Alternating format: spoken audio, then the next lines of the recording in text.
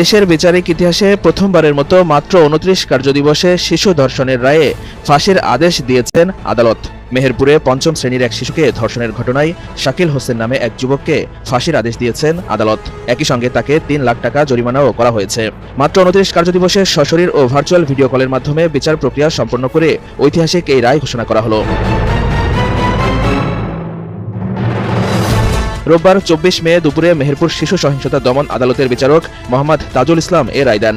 দণ্ডপ্রাপ্ত শাকিল হোসেন গাংনী উপজেলার চাঁদপুর গ্রামের আবদাল হোসেনের ছেলে। রায় ঘোষণার সময় আসামি আদালতে উপস্থিত ছিলেন। আদালত সূত্রে জানা গেছে, চার্জশিট জমা দেওয়ার পর মাত্র ২৯ কার্যদিবসের মধ্যে ১২ জন সাক্ষীর জবানবন্দি ও জেরা সম্পন্ন করা হয়।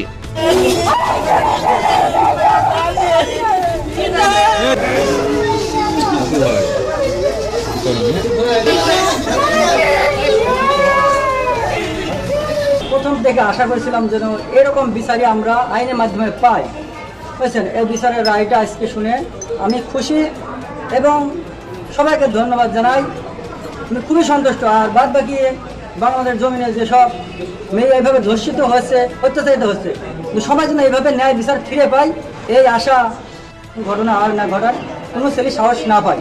দ্রুত বিচার নিশ্চিত করতে সশরীরে সাক্ষ্য গ্রহণের পাশাপাশি ভার্চুয়াল ভিডিও কল প্রযুক্তিও ব্যবহার করা হয়। শুনানি, সাক্ষ্য প্রমাণ ও মেডিকেল রিপোর্টে অভিযোগ সন্দেহাতীতভাবে প্রমাণিত হয়। আদালত এই দৃষ্টান্তমূলক রায় দেন। একই সঙ্গে জরিমানার ৩ লাখ টাকা আসামির স্থাবর অস্থাবর সম্পত্তি নিলামে বিক্রি করে ভুক্তভোগী শিশুর পরিবারকে দেওয়ার নির্দেশ দিয়েছেন বিচারক।